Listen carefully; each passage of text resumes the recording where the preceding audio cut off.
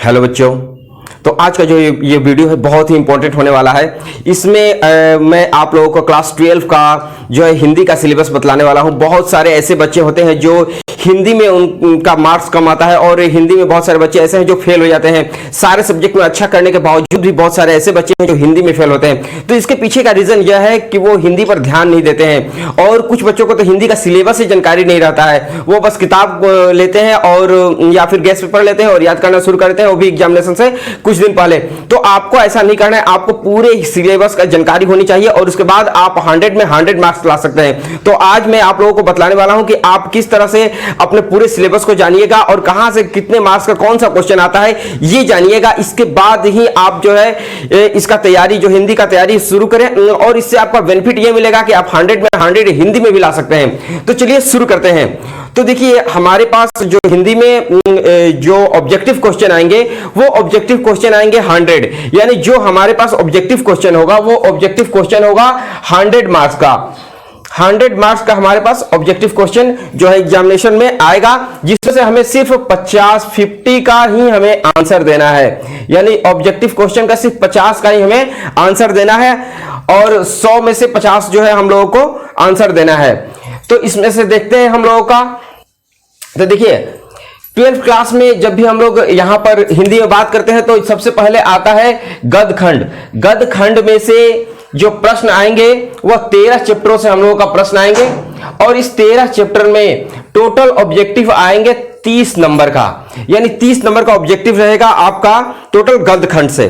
तो गद्यखंड में आते हैं तो सबसे पहले आता है बातचीत, यह पहला चैप्टर है। उसके बाद दूसरा चैप्टर है उन्होंने कहा था। उसके बाद तीसरा चैप्टर है संपूर्ण क्रांति और चौथा चैप्टर है अर्धनारीश्वर और यहां पर पांचवा चैप्टर है रोज।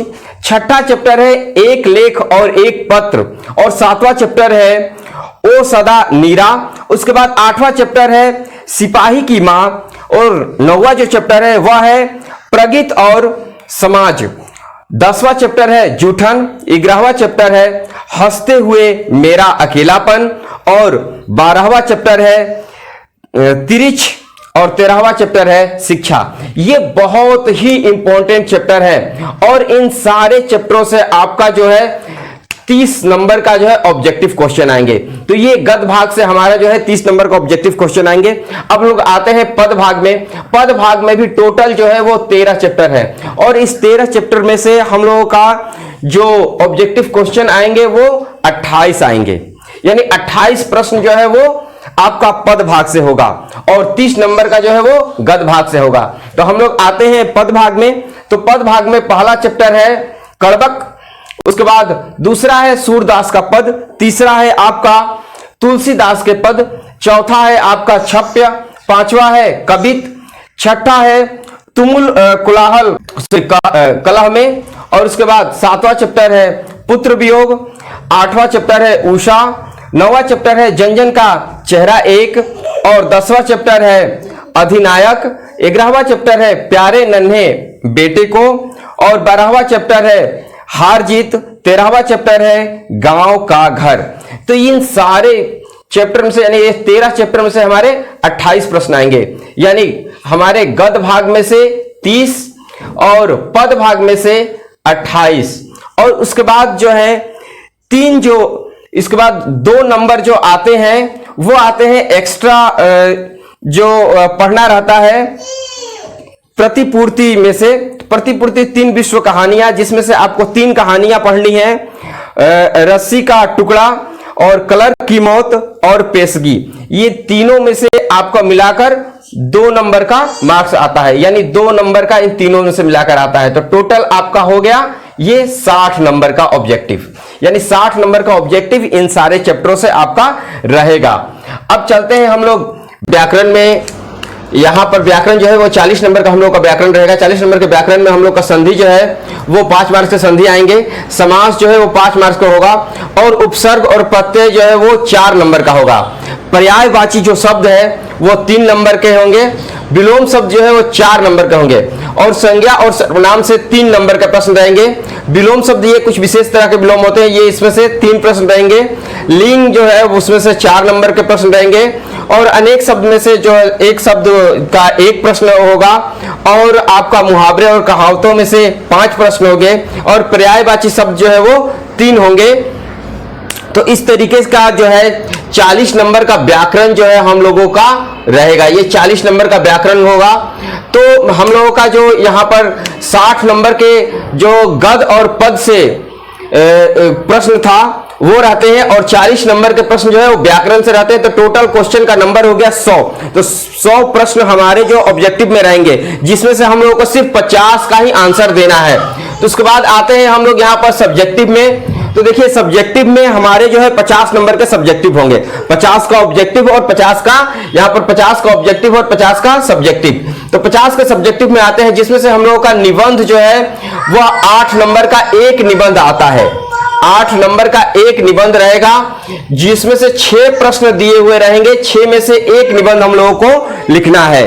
उसके बाद आते हैं यहां पर सप्रसंग व्याख्या। सप्रसंग व्याख्या जो है वो 8 नंबर का सप्रसंग व्याख्या होगा। इस 8 नंबर के सप्रसंग व्याख्या के लिए 4 प्रश्न हम लोगों को दिए हुए रहेंगे। 4 प्रश्न में से एक प्रश्न का सप्रसंग व्याख्या जो है वो देना है। इसके बाद अगर हम लोग आते हैं तो आवेदन पत्र या पत्र लेखन दोनों में से कोई एक रहेगा, जो 5 नंबर का रहेगा, और इसमें से 2 प्रश्न हम लोगों को अथवा करके आएगा, या फिर 2 नंबर 2 हो सकता है। तो 2 प्रश्नों में से हम लोगों को एक प्रश्न का आंसर इसमें देना है, जो 5 नंबर का होगा। उसके बाद आते हैं प्रश्न उत्तर। ये जो है लघु प्रश्न उत्तर जो है हमारे गद और पद से होंगे, जो 5 नंबर, यहां पर 5 प्रश्नों का उत्तर हम लोगों को देना है। 5 प्रश्नों का उत्तर देना है, ये 2-2 मार्क्स के होंगे, और 5 प्रश्नों का उत्तर देना है। 10 प्रश्न हमारे यहां दिया हुआ रहेगा। क्वेश्चन पेपर में 10 प्रश्न रहेंगे, जिनमें से 5 प्रश्न को ही हम लोग को हल करना है, और एक प्रश्न जो है वो 2 नंबर के रहेंगे। उसी प्रकार से लघु उत्तरीय प्रश्न होंगे। ये लघु उत्तरीय प्रश्न जो है वो होंगे आपके यहां पर 5 नंबर के ये लघु उत्तरीय प्रश्न होंगे, और जिनमें से हम लोग का 3 का आंसर देना है, यानी 6 टोटल प्रश्न होंगे, और उनमें से 3 प्रश्न का हम लोगों का आंसर देना है। प्रत्येक प्रश्न जो है वो 5 नंबर के होंगे। और उसके बाद संक्षेपण आता है। ये संक्षेपण जो है वो 4 नंबर के होंगे, और ये 2 प्रश्न दिए हुए रहेंगे, 2 में से आपको एक का आंसर देना है। तो इस तरीके से आपका पूरा ये सिलेबस जो है कंप्लीट होता है। 50 का ऑब्जेक्टिव और 50 का सब्जेक्टिव जो है वो इस तरीके से आते हैं। तो इस सिलेबस से अगर आप पढ़ते हैं तो आप निश्चित है कि आप जो है 100 में 100 मार्क्स ला सकते हैं। तो आप इस सिलेबस के अकॉर्डिंग पढ़ें, और जो जो चैप्टर इंपॉर्टेंट है उन सारे चैप्टरों के आप ऑब्जेक्टिव क्वेश्चन और सब्जेक्टिव क्वेश्चन बहुत ही अच्छे तरीके से देख लें। तो अभी तक आपने मेरे इस चैनल को सब्सक्राइब नहीं किया है तो प्लीज इस चैनल को सब्सक्राइब करें, लाइक करें, और कॉमेंट में बताएं कि आपको वीडियो कैसा लगा। वीडियो देखने के लिए आपको बहुत बहुत धन्यवाद। मिलते हैं अगले क्लास में, अगले वीडियो में। तब तक के लिए जय हिंद।